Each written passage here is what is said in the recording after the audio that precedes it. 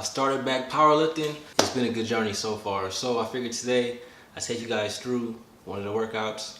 Let's get right to it.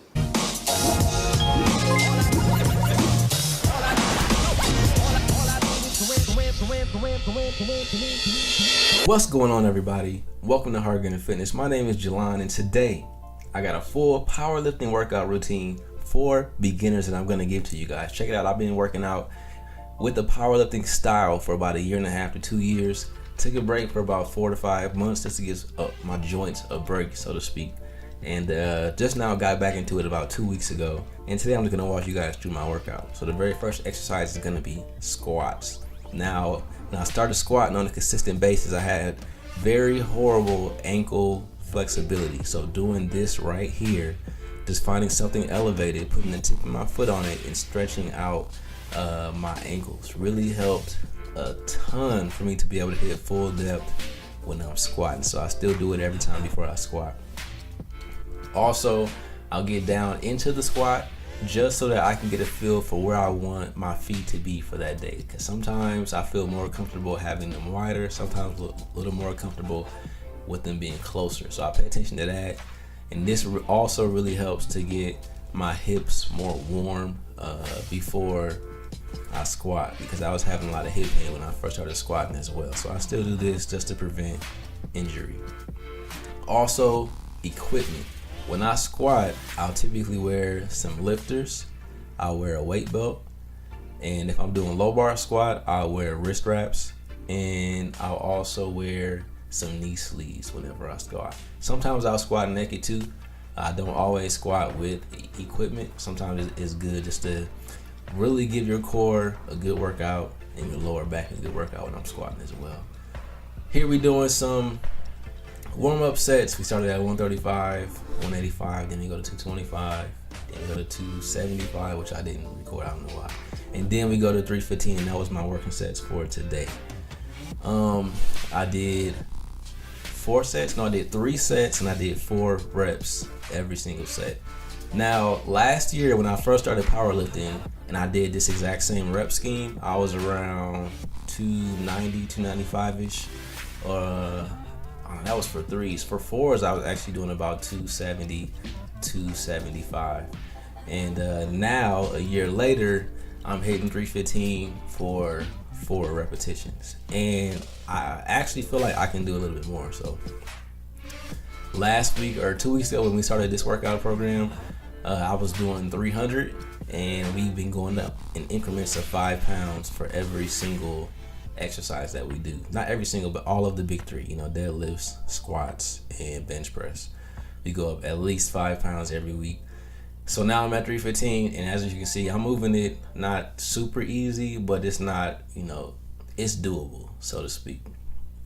I typically take a rest for about 2 to 4 minutes in between every set, just depending on how the previous set felt. You see how I was walking out. I was a little tired there. Look at my wrist. If you can see that there's a lot of pressure being placed on my wrist, that's why I wear the wrist wraps. If I don't wear those, my wrist hurt kind of bad. Also, look at the bar.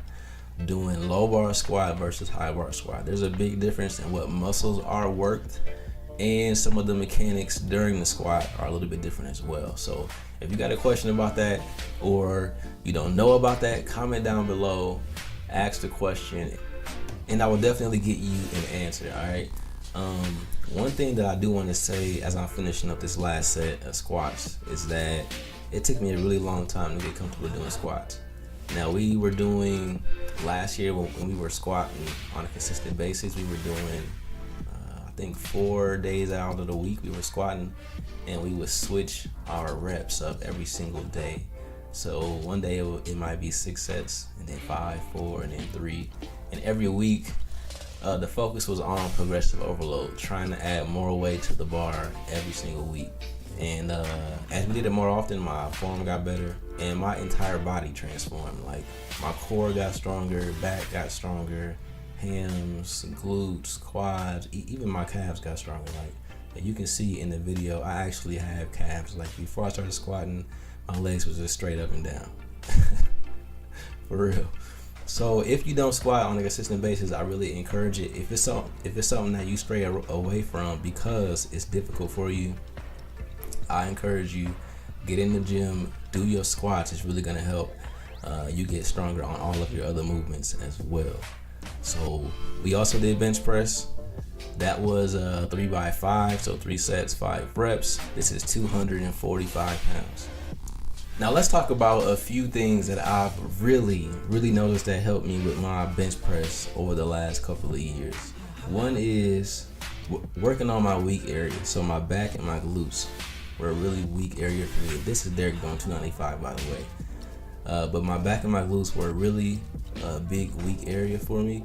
And working on those really helped me to be able to drive through heavier weight during my bench press. Like, I know you would think it really wouldn't help you a ton, but I promise you it does. Another thing is really focusing on squeezing everything when I do my bench press. So instead of just focusing on, squeezing the scapula so that you got a good foundation, I focus on squeezing my quads, on squeezing my glutes, on focusing on engaging my lats during the movement so that I'm really stable and I can push as much weight as possible. That really helped me to be able to get a little bit stronger.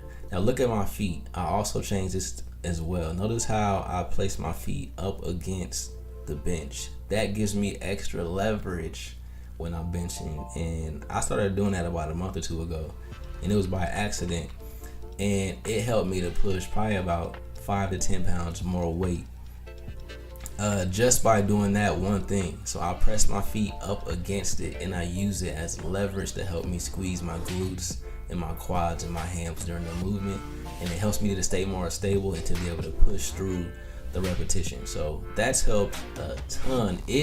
Now not all benches have those two frames that stick out from the bottom of the bench, so if yours doesn't, then you may not be able to use it. Now that's just something that I've used to help me to get better at the bench. As you can see, Derek doesn't do it, but he's still pushing a lot of weight, so to each his own. But if you just want to put a couple extra pounds onto the bar, try that. I promise you it'll help. All right, and then we also did strict press. Well, Derek did strict press. I did behind the neck strict press to kind of focus more so on the rear delts and my back, which, as I said, is a really big weak area for me. So I'm trying to do exercises to help more with that. But I've been doing my research, and I know that doing those behind the neck can cause some shoulder impingement, and I don't really feel pain when I'm doing it, but I want to make sure I stay injury free for as long as possible, especially when you're powerlifting, because you're moving a lot more weight. So with that added stress on your joints, it really increases the probability that you can get injured while you're powerlifting. So I want to make sure I take as many precautions as possible to prevent injury. This way I can stay in the gym for a long period of time and, of course, make some more gains. So I encourage you to, if shoulders is a weak area for you, make sure you include strict press into your workout routine. That's because this exercise allows you to add a lot more weight onto the bar versus doing like a dumbbell press or an Arnold press. So of course, more weight means that you can add more muscle mass onto any particular muscle group.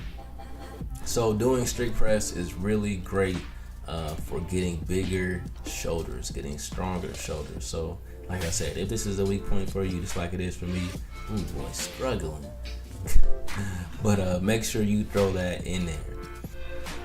I'm still contemplating on whether or not I want to remove doing this exercise behind the neck. I'm probably going to do it because, like I said, I don't want to get injured. But we will see. Only time can tell. I'm just going to go based off of what my body tells me feels good and what doesn't. All right, so to finish off the day, we just did close stance leg press, and we supersetted that with single leg extensions. I did 4 sets of each, and I did 12 to 15 repetitions each and every time. So that was pretty much the end of the workout. But before this video closes out, we did recently hit 100 subs on the channel. I know that's not a lot. Got a lot more goals than that, but still appreciate it. Everybody who watched, subscribed, liked, comment, all that good stuff. I appreciate it. Please continue to support the channel. If please, if you have any recommendations or suggestions, or something that you just want to see from the channel, as far as a workout video or a tip video, or if you need any nutrition advice, whatever the case may be, comment down below and let me know exactly what you want to see. That way I can put out the content that pleases you guys and not what I'm guessing or what I want for myself. So thanks for watching. I'm Jalon. As always, this is Hard Gainer Fitness, helping you defeat yourself and crush the scale. I'll see y'all next time, man.